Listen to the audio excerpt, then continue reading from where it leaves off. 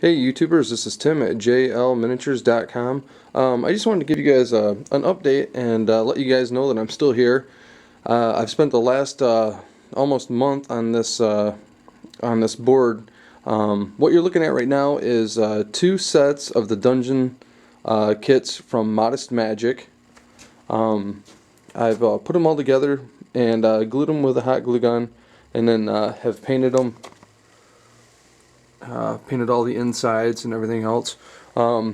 Nick lives close enough to me that I had him make a 4x8 gridded out table for me, and so I used 4 foot by 4 foot of this for playing on. Now this is going to actually be a game that a friend of mine, Ken, and I have been working on for the last couple months. This right here you're looking at is this would be, say, the north end of town. This is underneath the town, so you've got all the dungeons and all that. You've got all the rooms.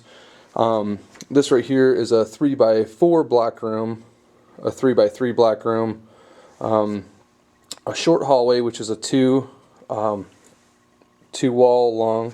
There's a 3 wall. There's an L.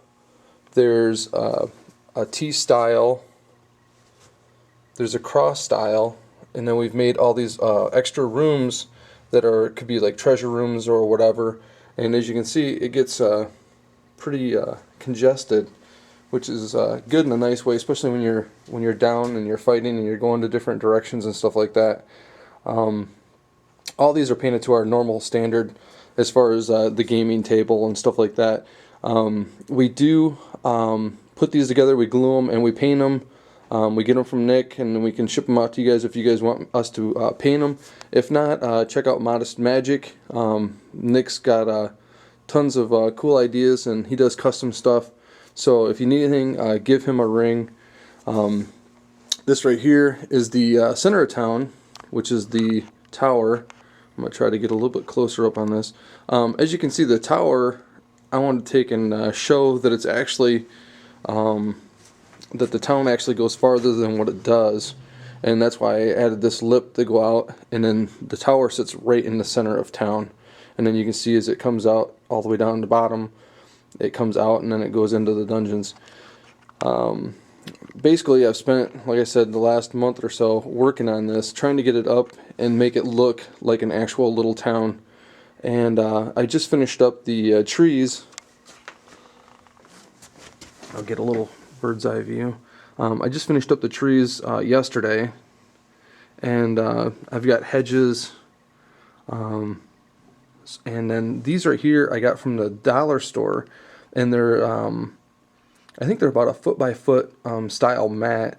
I'm not sure what they're used for, some kind of craft or something, and I just thought they'd be kind of neat for fields or gardens or something like that. And then I've been working on doing my own buildings, and I will take and do a how-to video on how to actually build these and make them look the way they do. It's really simple.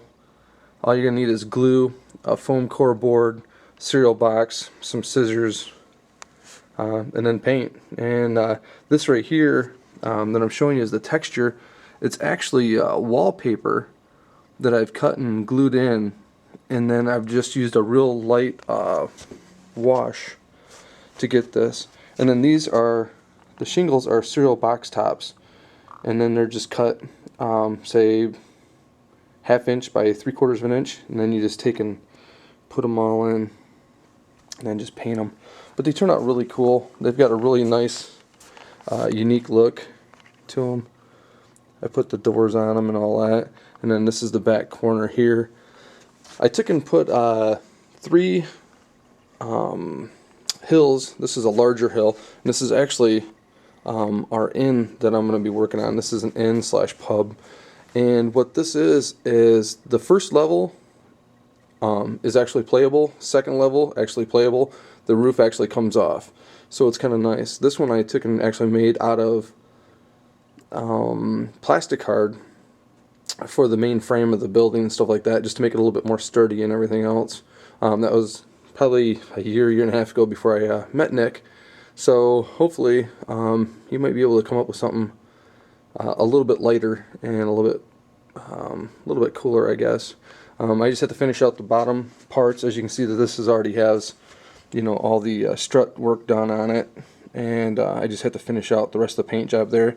And I'm actually going to make a base for it, along with these two houses right here, so they're not just sitting just straight onto the ground. They're actually going to have a little, say, like a 1 inch by 1 inch all the way around them. It makes them a little bit nicer that way.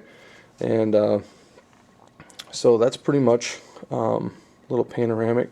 This is another one that I did quite a while ago, and this has got a little field in here with little plow horse and stuff like that.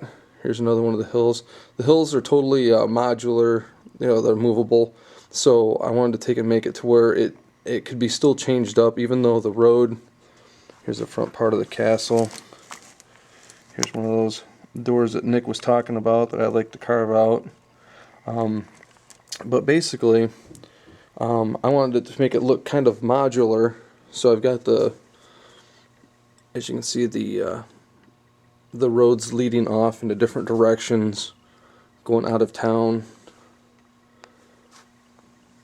and then different trees and stuff like that, just to kind of give it some more more in-depth kind of look. And this kind of shows you, if you're kind of almost like walking down the street, kind of gives you an idea of what you're going to see, which is kind of nice. We will be playtesting our game hopefully in the next couple weeks. I'm really going to try hard to get some more stuff done. The miniatures are already painted. We just wanted to get more of a better understanding of our game and then start playtesting it. And we definitely want the viewers' involvement. We would like to see what you come up with, how you like things, how they're run. We've taken quite a few different games that we like their systems, tweaked them a little bit, changed some names. Other than that, that's pretty much about it. Like I said, if you have any questions, let us know. I'm still taking commissions on painting, whether it be full armies, units, or custom characters, preferably Warhammer Fantasy, but you never know. Also, one of the things I want to show you about the table is, you can see how the hill is green right there. I just wanted to use that as like a continuation to show people. And then you've got the brown, and you've got an off white tan, and then you've got it going down to a black, really dark finish. And that was kind of just like a sediment layer, just to show that, you know, that you're actually going under the ground.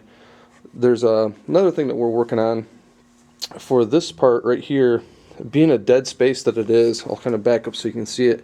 What I'm going to do is I'm going to take and end up making an hourglass piece right here, putting a flat top, and then putting the ground up here. So when you're actually playing, you'll have a feeling that you're actually underground.